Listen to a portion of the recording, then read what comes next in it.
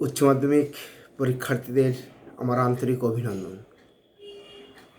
আজ আমরা এই মুহূর্তে পশ্চিমবঙ্গ উচ্চ মাধ্যমিক শিক্ষা সংসদ প্রকাশিত উচ্চ মাধ্যমিক বাংলা সাহিত্য সংকলন গ্রন্থের যে সাহিত্য চর্চা বইটি রয়েছে তার কবিতা অংশ থেকে মৌহার দেশ, সমর সেনের মৌহার দেশ কবিতাটি সম্পর্কে একটু আলোচনা করব।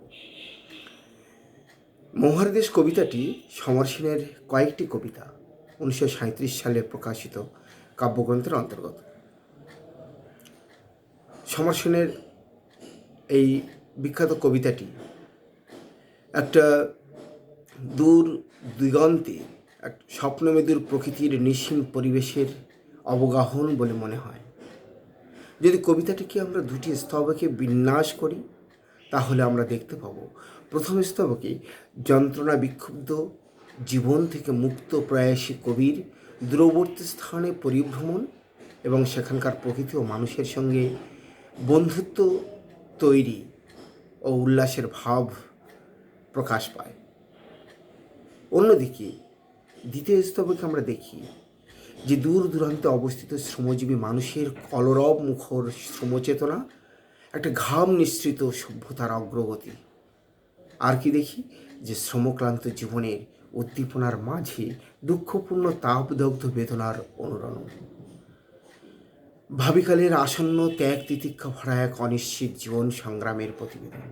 আমি বোর্ডে এই অংশটি দুটো বিভাগে আমি বোঝাতে চেয়েছি, যে প্রথম স্তবকে এবং দ্বিতীয় স্তবকে মূল অংশ কিভাবে এই কবিতার মধ্যে প্রকাশ পেয়েছে। তা প্রথম অংশে তোমরা বাড়িতে অনেকবার পাঠ করেছ। এই অংশের আমরা জানি যে মাঝে মাঝে সন্ধ্যার জলস্রোতে অলস সূর্যোদয় এঁকে গলিত সোনার মতো উজ্জ্বল আলোর স্তম্ভ আর আগুন লাগে জলের অন্ধকারে ধূসর ফেনায়। ধোঁয়ায় বঙ্কিম নিঃশ্বাসে ঘুরে ফিরে আসে শীতের দুঃস্বপ্নের মতো অনেক অনেক দূরে আছে মেঘমদির মৌহার দেশ। মৌহার দেশের অবস্থানটা আমরা কিন্তু কিছুটা বুঝতে পেরেছি। শহুরে সভ্যতার অবক্ষয়, নাগরিক জীবনের ক্লান্তি, মানুষের অসহায়তা থেকে মুক্তি পেয়াসী কবির পথ চলা শুরু হয়েছে এই সাঁওতাল পরগনার অকৃত্রিম দেদার সৌন্দর্য বিলানো মেঠো পথে। যেখানে যুগ যন্ত্রণা থেকে নিষ্কৃতি মেলে সেখানে ক্ষণিকের কোনো চকিত চমক নেই। আছে অনাবিল সৌন্দর্যের প্রাণ জুড়ানো বিস্তৃত বক্ষপট, যার বুকে নিশ্চিন্ত আরামে কবি হেঁটে যেতে চান মাইলের পর মাইল।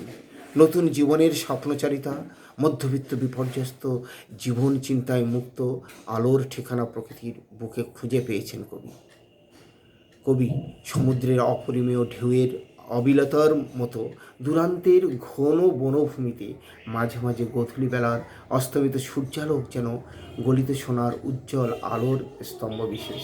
কবি বোঝাতে চেয়েছেন বারে বারে ঢেউয়ের উৎসাহে দৃষ্টিপথে দৃষ্ট হয়, আবার কখনো জলের বুদবুদ উচ্চকিত কলতানে ঢেউ জন্মায় সমুদ্র বা নদী বক্ষে। তার উপর সন্ধ্যাবেলাকার সূর্যের ক্ষীণ লোকে পড়ে পড়ে আগুন লাগায় জলের অন্ধকারে ধূসর ফেনরাশির বুকে, আর তারই উজ্জ্বল আভার চমকে ধোঁয়ার বাঁকানো গতির মতো মানুষের স্বাভাবিক শ্বাস প্রশ্বাসে ব্যাঘাত ঘটায়। এরূপ প্রেক্ষিতে শীতের আমেজ অপেক্ষা কঠোরতাই দুঃস্বপ্নের মতো বারে বারে জাগ্রত চেতনা করে। আমরা কবিতার পরবর্তী পর্যায়ে দেখে নিতে পারি যে এখানে অসহ্য নিবিড় অন্ধকারে মাঝে মাঝে শুনি মহাবনের ধারে কয়লার খনির গভীর বিশাল শব্দ, আর শিশিরে ভেজা সবুজ সকালে অবসন্ন মানুষের শরীরে দেখি ধুলোর কলঙ্ক। ঘুমিন তাদের চোখে হানা দেয় কিসের ক্লান্ত দুঃস্বপ্ন।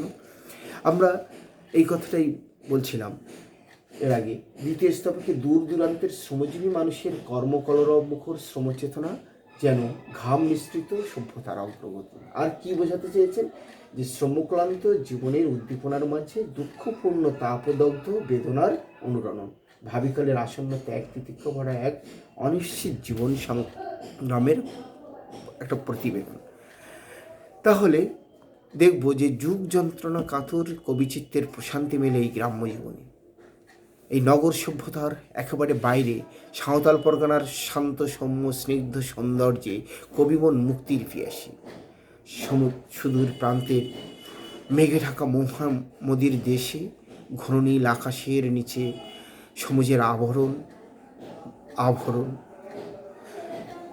কবি সাঁওতাল পরগনার লাল মাটির মেঠো পথের দুপ্রান্তের সবুজ বনানীর বন্যার মাঝে দাঁড়িয়ে দূর সমুদ্রের দামাল হাওয়ায় নিজেকে উজ্জীবিত করেন।